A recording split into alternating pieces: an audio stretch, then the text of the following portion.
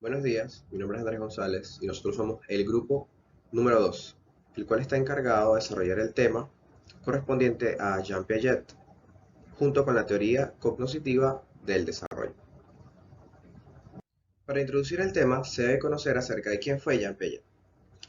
Principalmente, su nombre completo era Jean William Fritz Piaget Jackson, y muy someramente hablando, fue un psicólogo constructivista suizo nacido el día 9 de agosto de 1896, el cual destaca principalmente por sus estudios en el desarrollo cognitivo e intelectual del niño, estudios que en un futuro ejercerían una muy importante influencia en lo que sería el desarrollo de la cátedra de la psicología evolutiva, así como en la pedagogía moderna.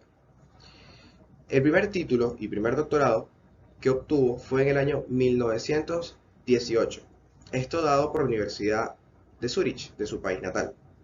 Esta licenciatura y este doctorado correspondían a la cátedra de la biología. Un año después, en 1919, Jean Piaget se trasladaría a París para ejercer como profesor en las cátedras de filosofía y psicología en la histórica Universidad Parisina de la Sorbonne. Ahora, en lo largo de toda la carrera de Jean Piaget destacan sobre todo una serie de colaboraciones con importantes psicólogos de la época, como lo son Alfred Binet, Eugene Bleuler, Theodore Simon y Lev Vygotsky. Junto con Alfred Binet y Theodore Simon, él trabajó en una escuela, las cuales ellos dirigían, trabajaría entonces como profesor. Esta escuela estaba ubicada en una zona de la provincia de Nantes, en Francia, llamada Grange aux Vels. Este lugar fue donde él empezó a notar las ligeras diferencias de patrones de respuesta respecto a los adultos y a los niños. Esto le llevaría a teorizar de que existen procesos que son atribuibles a ciertos momentos del desarrollo o ciertos momentos evolutivos. Junto a Theodore Simon, él exploró lo que serían los conceptos de inteligencia y el razonamiento infantil. Y junto a Lev Vygotsky, elucidarían lo que sería la teoría del cognoscitivismo. Destaca, por supuesto, su matrimonio con Valentine Châtenay en el año 1923. Es muy importante este matrimonio porque fue aquí con quien Jean Piaget tuvo tres hijos. Hijos con los cuales él realizaría a lo largo de la vida de esto una serie de estudios que lo llevarían a elucidar entonces su propia teoría cognitivo-evolutiva. Este punto es muy importante. Ahora, Jean Piaget a los 84 años fallece el día 16 de septiembre de 1980 en su país natal, Suiza, específicamente en Ginebra. Eh, Su deceso es muy importante porque es un hombre que marca la pauta en lo que sería la edad moderna para la psicología. Estas pautas no solamente están dadas por lo anteriormente mencionado, lo anterior fue quizás lo más resaltante intrínsecamente respecto a lo que sería su carrera en psicología. Pero Jean Piaget también destaca ya que él recibió múltiples premios y reconocimientos a lo largo de su carrera, incluso póstumo. También ocupó cargos muy importantes en importantes organizaciones, entre los cuales resaltan que fue director del Centro Internacional de Epistemología Genética, cargo que llevaría hasta su muerte. También recibió múltiples títulos y doctorados honoris causa. Fue director del Instituto Rousseau en Ginebra, de su país natal, y fue director del Buró Internacional de Educación de la UNESCO. Ahora, la teoría cognoscitiva. A modo de introducción, ¿de dónde viene el nombre? Viene del latín cognos, que se puede asociar con la palabra cognado del inglés. Esto significa, literalmente hablando, el conocimiento que viene de la experiencia personal.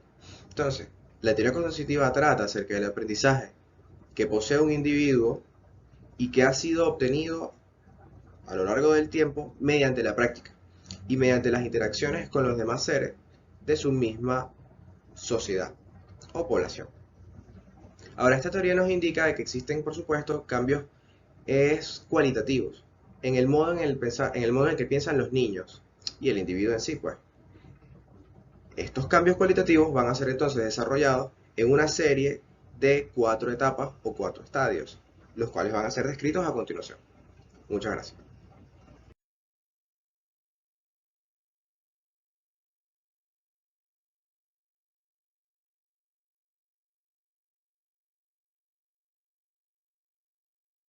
Ok.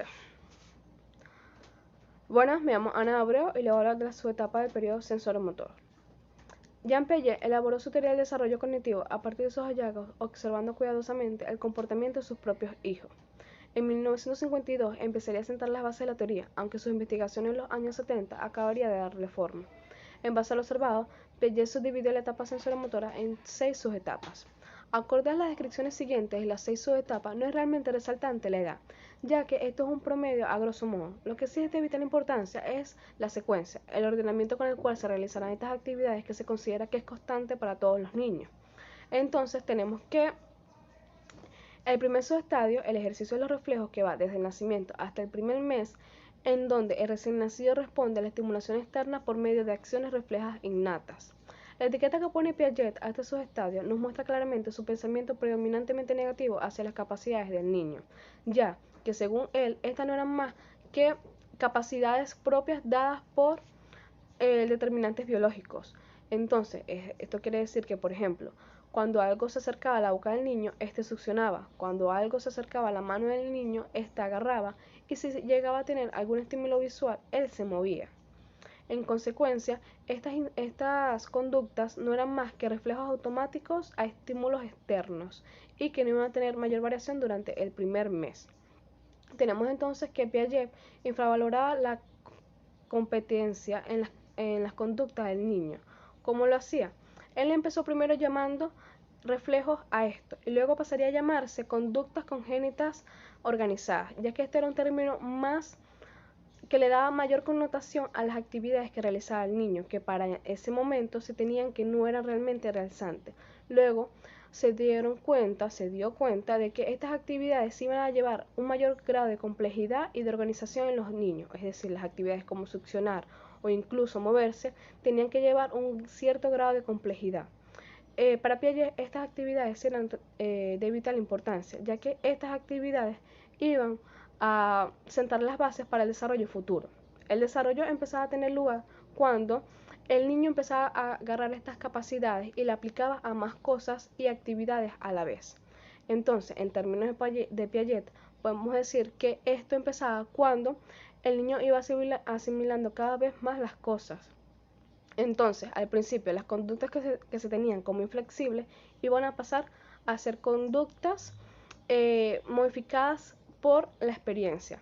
Tenemos entonces que cuando esto ocurría, que estas conductas iban a ser modificadas por la experiencia, entraría en juego el segundo subestadio, que es reacciones circulares primarias, que es desde el primer mes hasta el cuarto mes. El infante busca la mejor forma para darse estimulación, ya sea moviendo los pies, la mano y hasta chupándose los dedos. Entonces, ¿qué tenemos de aquí? Tenemos que se crea la noción de unos esquemas. Estos esquemas no son más que las estructuras cognitivas de la infancia.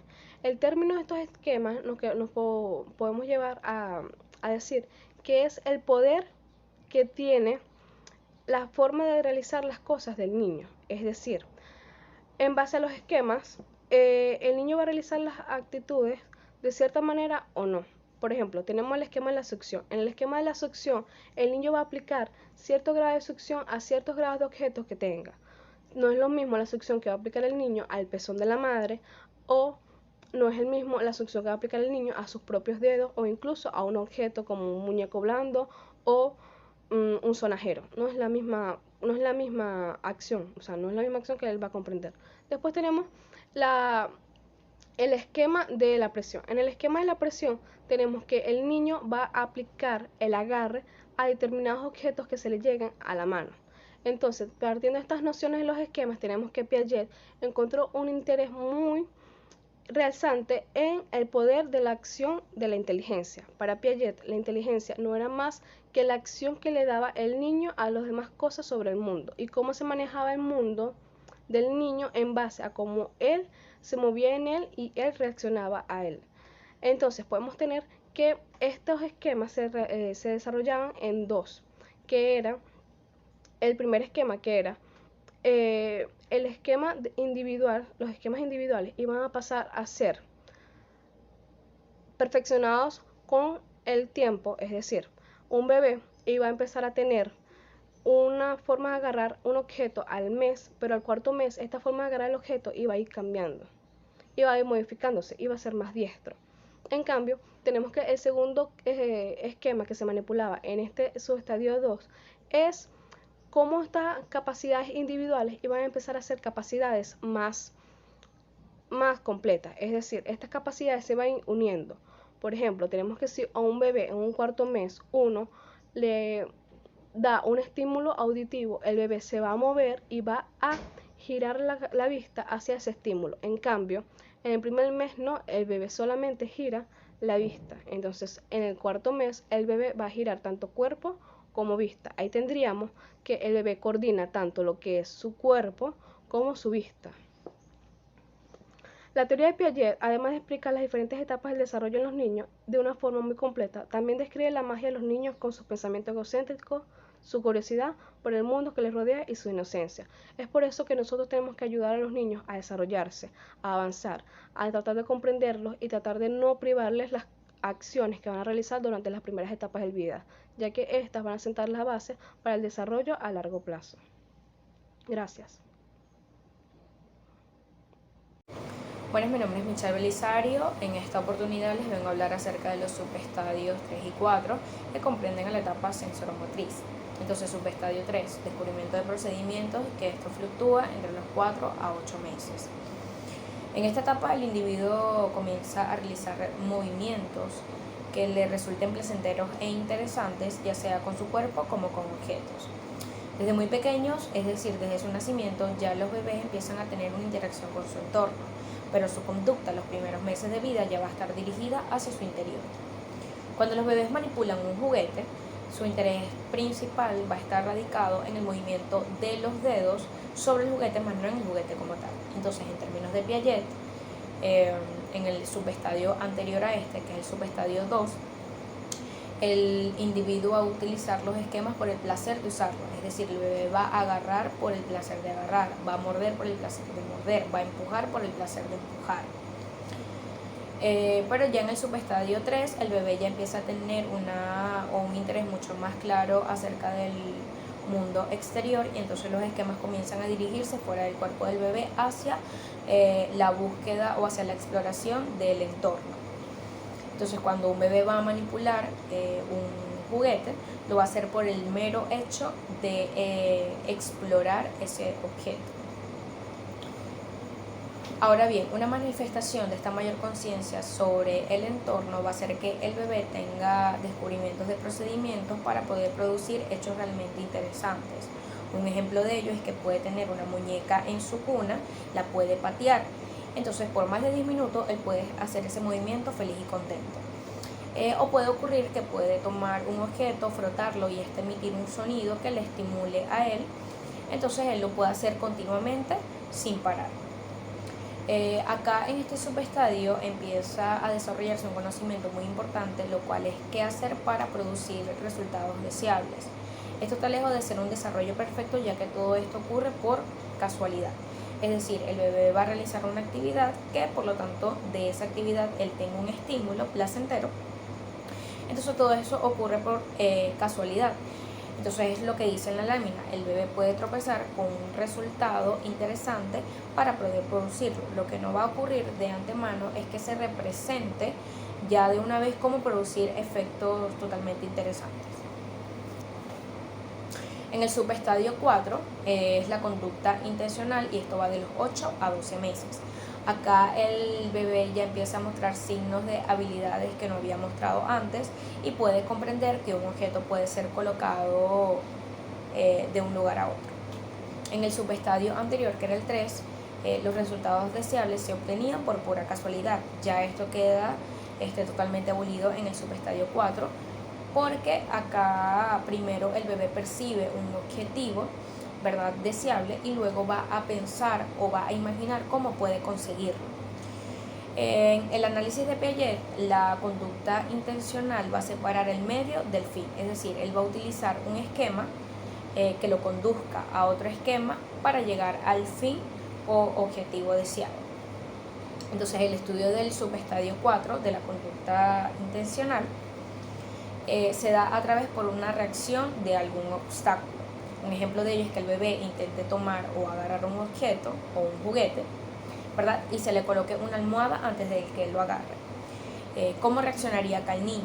Entonces, en un subestadio anterior al subestadio 4, puede que no reaccione de la forma correcta. Entonces, en el subestadio donde un niño sea más pequeño, se puede poner a llorar frente al problema con la almohada, pero ya en el subestadio 4 ya hay una solución, que es quitar primero la almohada y luego tomar el juguete.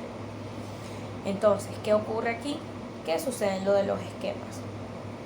Al quitar la almohada es el primer esquema que lo conduce al esquema de tomar el juguete, que ya ese es el objetivo deseable o el objetivo principal que tenía el bebé. Entonces, muchas gracias.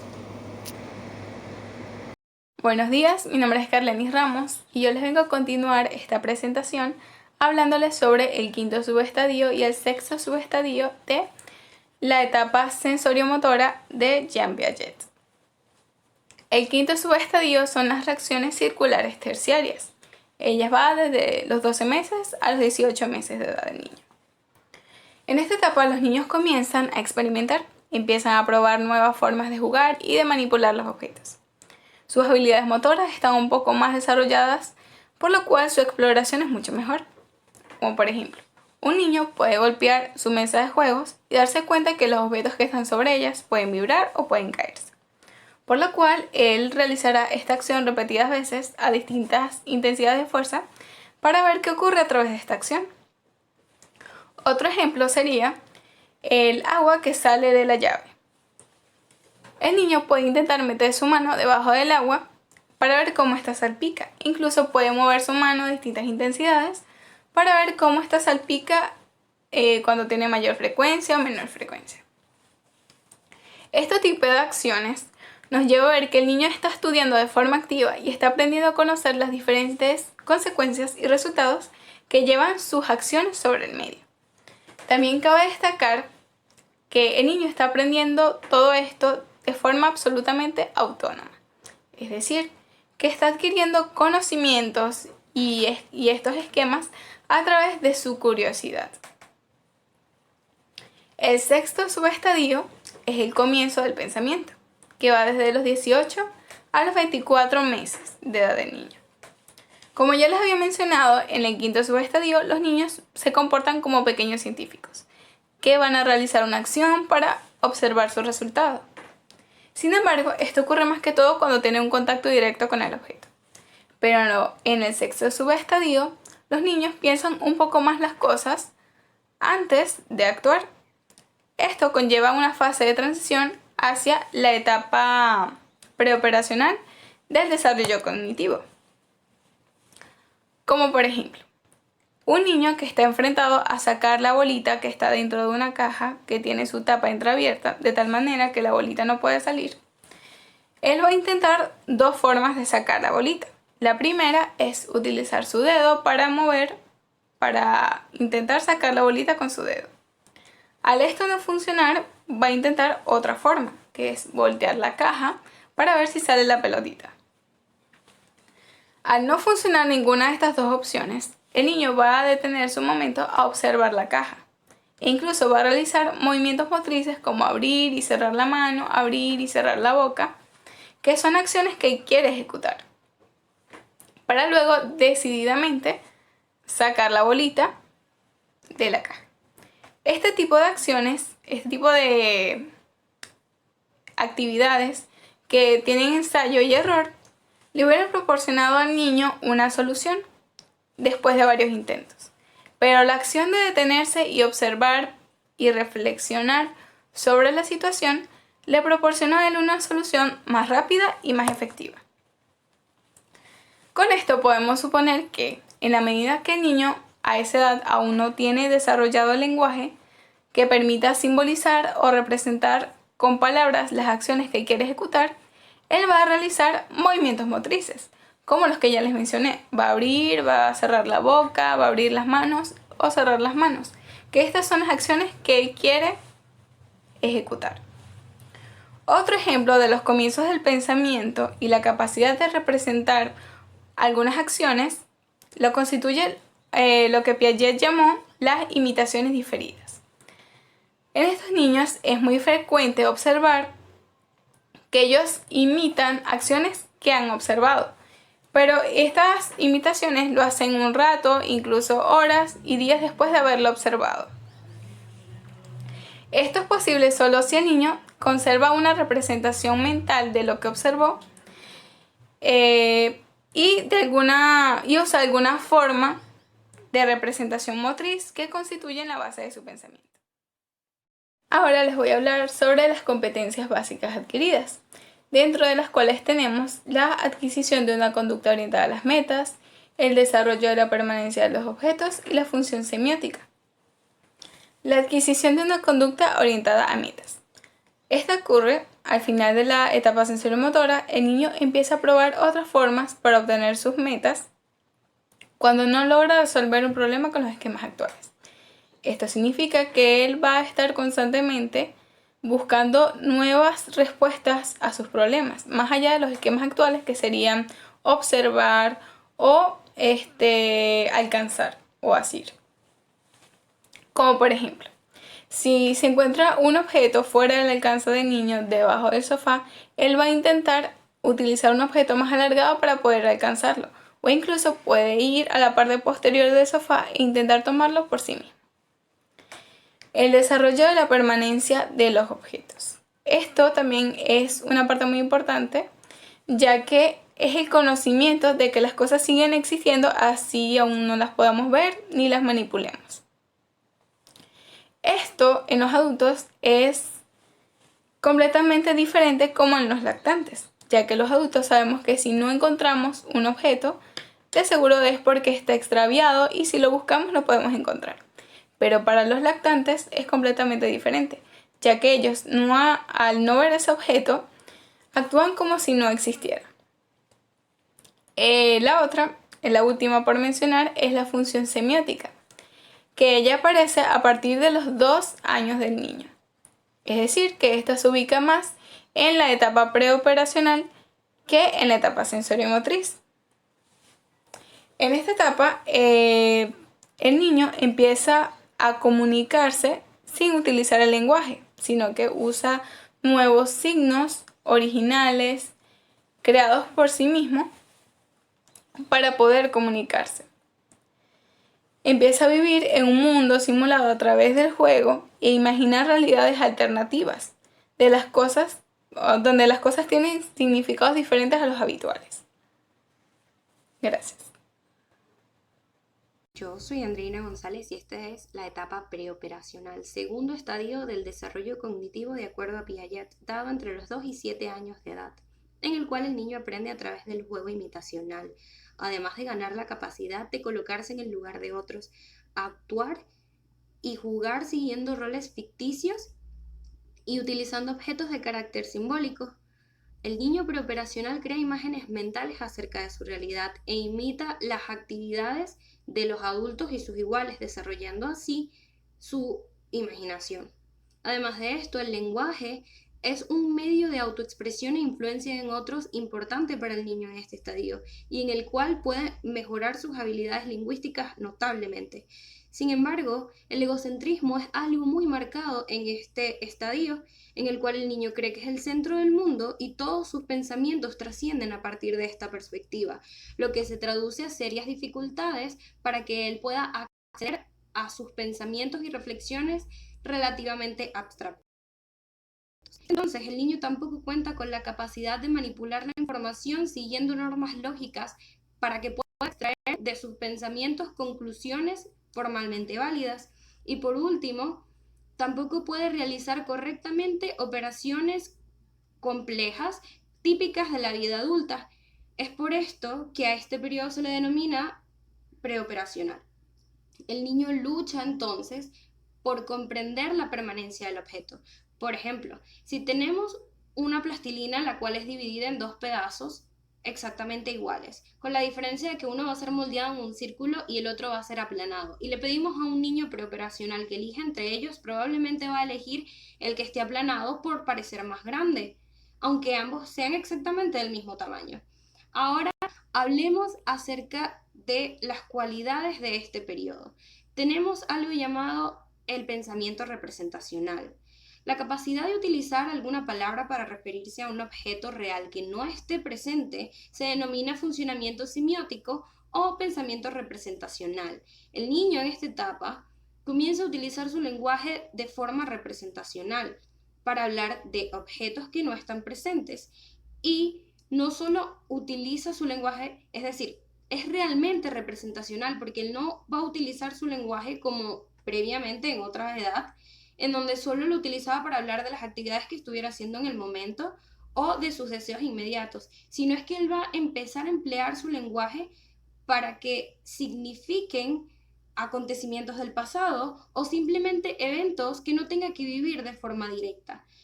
¿A qué nos referimos también con el pensamiento representacional? Puede darse de distintas maneras, es decir, los niños, como mencionamos anteriormente, emplean el juego simbólico, en el cual pueden utilizar representaciones basadas en su vida, es decir, hechos reales, como ir a la escuela, jugar, ir de paseo y explorar, pero también puede estar influenciado este pensamiento representacional por elementos de la fantasía a las cuales el niño se ve atraído. Entonces, este clase de pensamiento simbólico utilizado con herramientas que representen algo que él no vive en el momento, se ve como por ejemplo cuando los niños pequeños fingen tomar de una copa o que comen con un elemento que parezca una cucharilla. Expertos como Piaget están de acuerdo en que esta clase de juegos simbólicos pueden favorecer de forma positiva el lenguaje de los niños y que a partir de los 4 años más o menos ya podrían hasta dominar 2000 palabras. Otras habilidades también pueden favorecerse a partir de esta clase de juegos como lo son la imaginación, la creatividad y sus habilidades cognitivas y sociales. Ok, entonces, también tenemos otro modo de representación que es basado en el dibujo. El arte infantil, también pensado por algunos expertos como el lenguaje silencioso, es la forma en la que el niño utiliza para representar su mundo y su visualización de él, tomando en cuenta que es una especie de transición, es decir, el niño está tratando de entender su entorno, tratando de ubicar palabras o símbolos en él y tratando un poco de deshacerse de su pensamiento básico, mágico, basado en asociaciones simples, en donde son pensamientos arbitrarios. Lo que parece ser termina siendo porque eso es lo que él comprende acerca de cómo funciona su mundo. Entonces, volviendo con sus representaciones visuales como son los dibujos, si le preguntamos a un niño de entre 2 y 3 años qué está haciendo cuando pinta, él solo va a decir que está pintando. Aunque a partir de esta misma edad es que los niños empiezan a hacer combinaciones de trazos para formar diversas figuras geométricas y aunque ellos no estén conscientes de su aprendizaje, siguen enriqueciendo esta clase de herramientas para moldear su lenguaje a partir de símbolos. Y cuando tienen más o menos 5 años, ya pueden dibujar animales, personas, personajes de caricaturas o incluso personajes de la fantasía que le gusten, de los que haya oído hablar o que simplemente vea. A partir de esa edad y que el niño va creciendo, va enriqueciendo sus dibujos a partir de detalles. Ahora, ¿de qué más podemos hablar? A los 4 años de edad los niños también empiezan a utilizar los símbolos para inventar la utilería. Es como si crearan su mundo a partir de la percepción que tienen de él y comienzan a desarrollarse a partir de eso. Crean su propio guión, representan varios papeles sociales y pueden utilizar cualquier objeto para que represente lo que a ellos les parezca. Por otro lado, vamos a hablar del concepto numérico. Bien, Piaget creía que los niños no podían tener un concepto concreto acerca de lo que significaba el número, sino hasta la siguiente etapa, que es la etapa operacional concreta, en la que ellos empiezan a entender cómo funcionan los sistemas jerárquicos. Entonces, como se discutió de las habilidades que los niños poseían de forma positiva antes, los conceptos numéricos también tienen un papel aquí, porque aunque Piaget pensaba esto, investigaciones recientes han demostrado que los niños en esta etapa sí pueden tener una especie de conocimiento acerca de las relaciones numéricas. Trabajos como el de Roche Gerber y sus colegas Gallister y Meck señalan que los niños pueden tener principios básicos acerca de los números, como los pueden ser estas 5. Los niños pueden entender que pueden contar cualquier arreglo de elementos. Pueden entender que cada número va a utilizarse solo una vez, que los números siempre se dicen en el mismo orden, y a pesar de eso es irrelevante desde dónde empiecen a contar los objetos que tienen. Y por último, que el último número que ellos mencionen acerca de su conteo va a ser el número de elementos contenidos en su grupo de contar. Bien, entonces, esto refleja que ellos ciertamente sí tienen una especie de conocimiento acerca de relaciones numéricas. A pesar de esto, es remarcable saber que ellos van a equivocarse muchísimo. Pueden tener incluso un concepto intuitivo acerca de lo que es la adición y la sustracción, pero los niños inevitablemente van a equivocarse mucho en su aprendizaje, ya sea omitiendo números al contar o incluso presentando dificultades para contar un conjunto que esté desordenado. Buenos días, mi nombre es Salomé Rico y vamos a continuar esta exposición hablando sobre las teorías intuitivas. Los niños de corta edad se caracterizan por su curiosidad y espíritu inquisitivo. En los años preescolares se comienza a hacer teorías intuitivas sobre los fenómenos naturales. Piaget en 1951 entrevistó a varios niños pequeños para averiguar de qué manera estos explicaban algunos hechos, como por ejemplo el origen de los árboles, el movimiento de las nubes, el concepto de la vida, etc. Descubrió que sus conceptos del mundo se caracterizan por el animismo. Esto quiere decir que no distinguen entre los seres animados y los objetos inanimados. Atribuyen estados intencionales y rasgos humanos a objetos inanimados. Por ejemplo, un niño de 3 años puede decir que el sol está caliente porque no quiere que las personas tengan frío. Creen que los objetos o elementos como el viento, el fuego, la bicicleta, poseen características vivas por el simple hecho de que se mueven. Al construir sus creencias, los niños recurren a su experiencia y observaciones personales. Con frecuencia, el calificativo intuitivo se aplica a la etapa preoperacional porque su razonamiento se basa en experiencias inmediatas. Cuando se les presenta información objetiva en la escuela, a menudo la asimilan a las teorías del sentido común que se han hecho sobre el mundo. Del mismo modo, comienzan a hacerse teorías respecto al mundo interno de la mente. Piaget, en 1963, propuso que no distinguen entre los fenómenos mentales y los reales. Designa la tendencia del niño a confundir los hechos físicos con los psíquicos, pero una investigación reciente indica que el conocimiento de la mente en el proceso parece ser más complejo de lo que Piaget suponía originalmente. En 1990, Willman señala que la mayoría de los niños de 3 años saben que los deseos y motivos internos pueden hacer a una persona comportarse de cierta forma. Por ejemplo, los niños de 3 a 5 años saben que no es posible ni tocar ni comer una galleta que están viendo en un sueño, y saben que estos pueden referirse a eventos imposibles, como por ejemplo que los perros vuelen.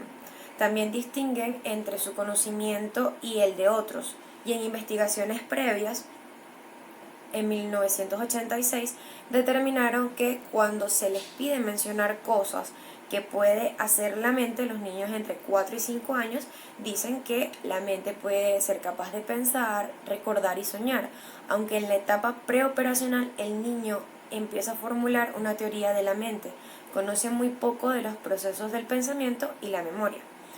Así, el preescolar cree que puede recordar todo cuanto ve y oye. Ahora, las limitaciones del pensamiento preoperacional. Hasta ahora hemos explicado algunos importantes progresos del pensamiento del niño durante un periodo preoperacional. Veamos entonces algunas de las limitaciones. Entre ellas, las más importantes son tres: el egocentrismo, la rigidez del pensamiento y el centralismo.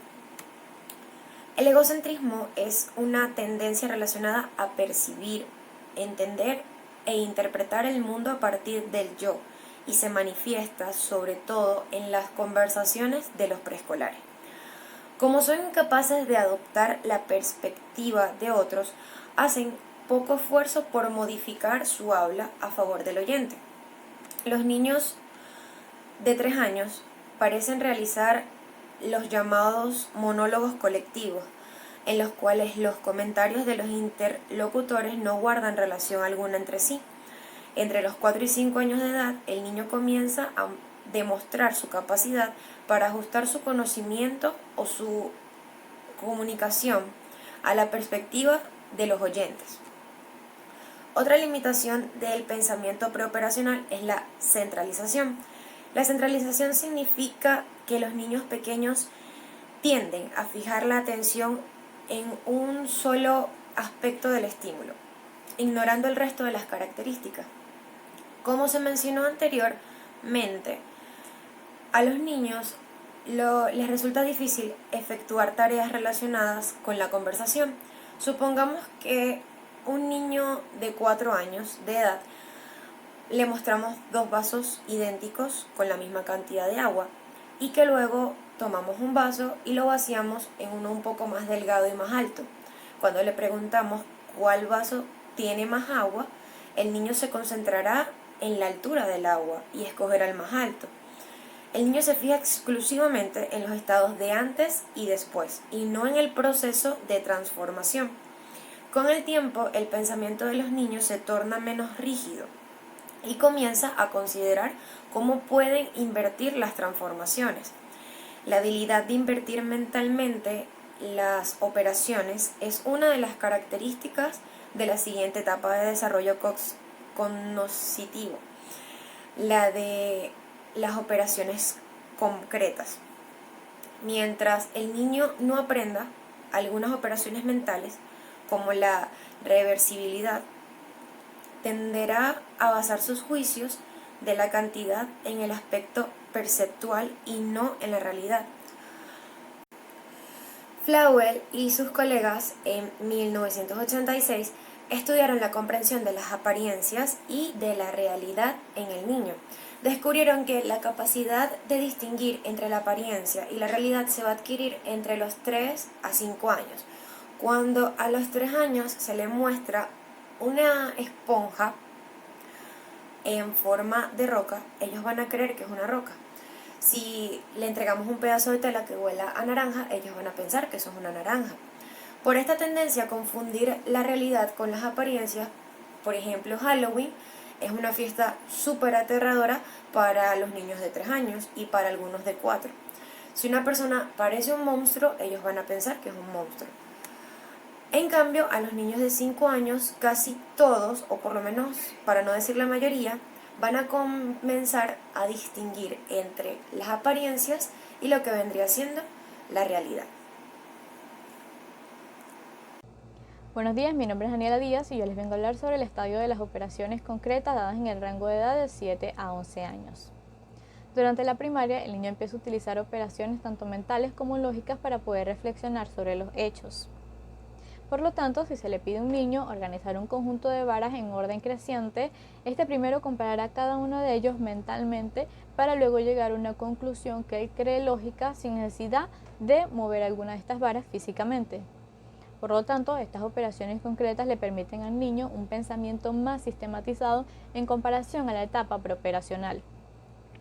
Jean Piaget descubre una serie de logros en esta etapa, entre ellos el niño ya no tiene un pensamiento rígido, sino que es mucho más flexible.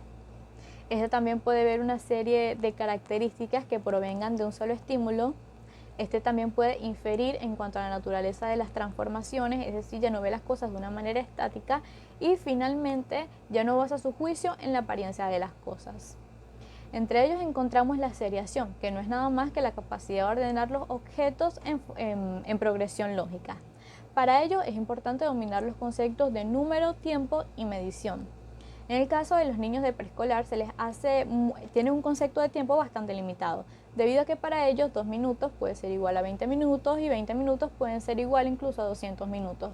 Sin embargo, para un niño de una edad más avanzada lo entienden a través del proceso de magnitud, es decir, para ellos 2 minutos es menor a 20 minutos y 20 minutos a la vez es menor a 200 minutos.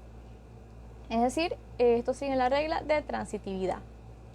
A los niños de 3 y 4 años se les propuso un experimento, es decir, colocar una serie de varas en orden aleatorio y estos tenían que ordenarlo en orden creciente. Estos podían entender lo que era la regla del progresismo, es decir, estos podían entender cuál era el más corto y cuál era el más largo, pero cuando era una secuencia o una serie de más de 2 varas no podían entender cómo una de ellas podía ser más pequeña que una y a la vez más grande que otra. ¿Por qué sucede esto? Debido a que estos tienen un pensamiento centralizado, es decir, solo pueden enfocarse en una sola dimensión. En cambio, los niños que ya se encuentran en operaciones concretas siguen lo que es la regla lógica de la transitividad, como ya expliqué anteriormente, comparan cada uno de ellos para poder llegar a una conclusión lógica a través de una fórmula. ¿Cuál sería esta fórmula? Como podemos ver en el ejemplo, tenemos una vara A, B, C y D. ¿Cuál sería la forma en la que ellos deducen? Si A es menor a B y B es menor a C, esto quiere decir que A es menor a C.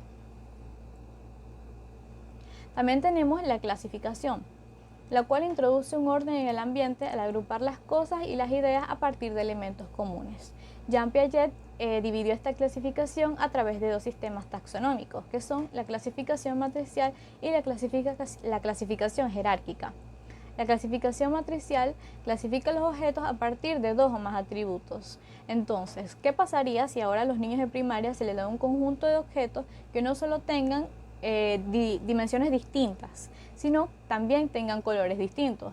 ¿Qué pasa? Estos nada más ordenarán las cosas a través de una sola dimensión. Y quizás a los niños en una etapa más avanzada del preescolar sí pueden ordenarlo a través de las 2 dimensiones.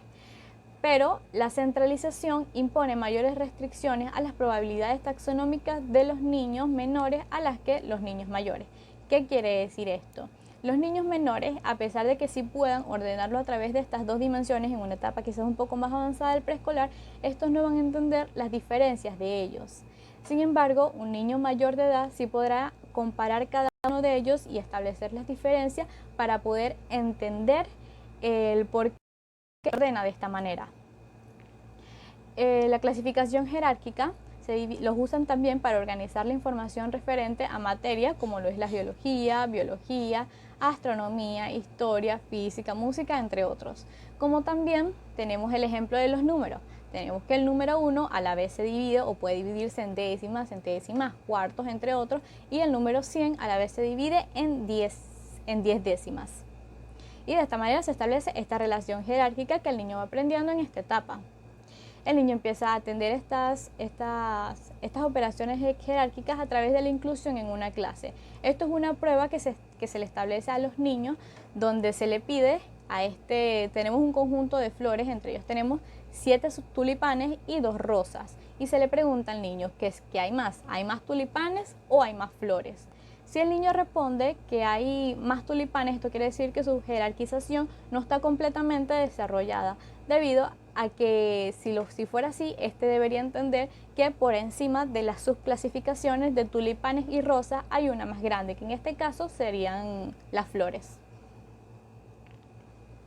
Por último, tenemos el principio de conservación, la cual no es más que entender que un objeto permanece igual a pesar de los cambios superficiales o de su forma o aspecto físico. Es decir, aquí ya basamos que ellos ya no fijan su juicio en la apariencia de las cosas, sino que un objeto transformado puede dar la impresión o la apariencia de tener más o menos cantidad en cuestión.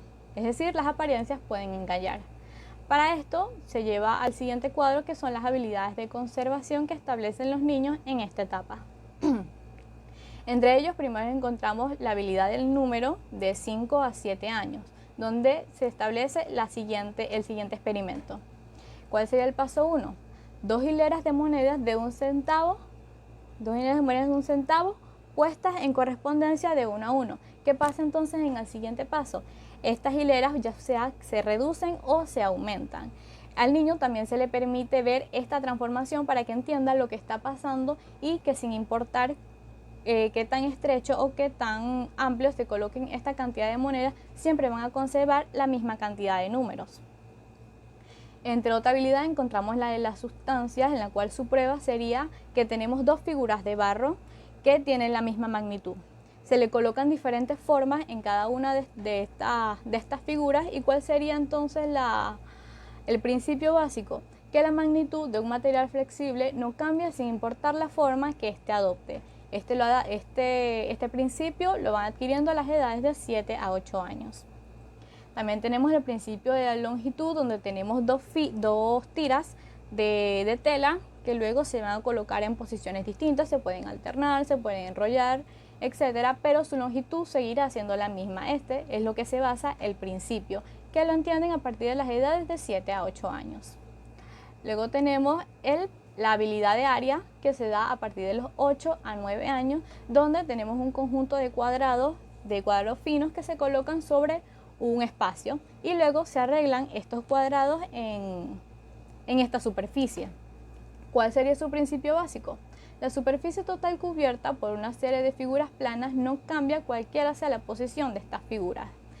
Luego tenemos el peso, donde tenemos dos unidades que están sobrepuestas, y el paso 2, ¿cuál sería? Colocar estas unidades de otra forma. Sin embargo, ¿cuál sería el principio? Que sin importar la forma en la que se encuentre el peso sobre un espacio, este seguirá conservando esta misma cantidad. Y por último tenemos la de volumen, donde el espacio ocupado por un objeto no cambia cualquiera sea su forma. Es decir, tenemos un recipiente y colocamos un envase, ya sea de manera vertical u horizontal. El espacio que éste estará ocupando siempre será el mismo. Por lo cual podemos decir que a pesar de que difieren cada una de estas dimensiones que nombramos anteriormente, el paradigma que establece el niño para descifrarlo es igual. Y al final, esto, como podemos ver en el cuadro, no lo establecen de una manera directa, sino que estos, a medida que van avanzando progresivamente, estos van adquiriendo estos conocimientos desde a partir de los 5 años hasta los 14 años. Gracias. Soy Rebeca Capella y voy a hablar sobre las etapas de las operaciones formales. Luego, un tiempo después de la edad de los 11 años, el niño comienza a romper las ideas y ejemplos concretos y específicos con los que fue criado. Después de la etapa de las operaciones concretas, es cuando el pensamiento se va a volver basado en principios más abstractos. Asimismo, los niños se vuelven menos egocéntricos y mantienen una conexión constante con los pensamientos. La etapa de las operaciones formales se encuentra caracterizada porque los niños comienzan a ver más allá, pasan de la niñez a la adolescencia y ven más allá de lo real y llegando a pensar en las posibilidades. Captan una nueva forma de pensar donde ven escenarios hipotéticos, se imaginan situaciones en las que no estuvieron o incluso empiezan a intuir o predecir cosas que podrían pasar. En esta etapa es muy común que se dejen fluir las idealizaciones. Los niños comienzan a hacerse preguntas como por ejemplo,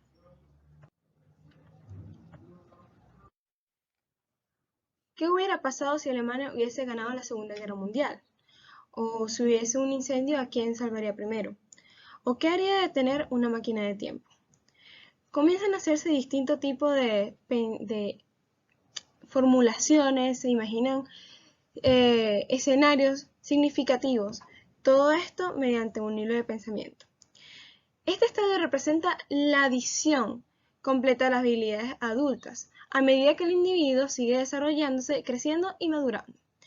El adolescente más viejo es capaz de deducir e inducir racionalmente y conceptualizar la matemática, la filosofía, la física, la psicología y sistemas más abstractos o más teóricos.